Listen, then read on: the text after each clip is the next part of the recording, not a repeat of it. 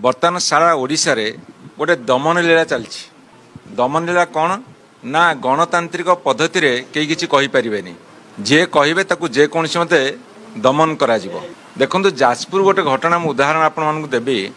मान्यवर धर्मशाला विधायक जाउथिले एवं किछि लोक कोनसी कारणवशतः तांको डिमांड नै कि धारणा देइथिले।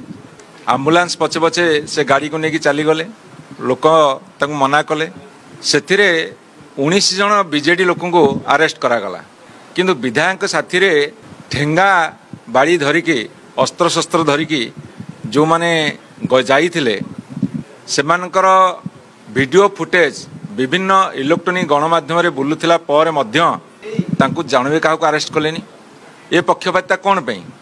एबे किछि दिन लागिगला विधायकर सुना चेनटा खोजिकी मिलला नहीं। सुना चेनटा खोजिकी पाइबाकू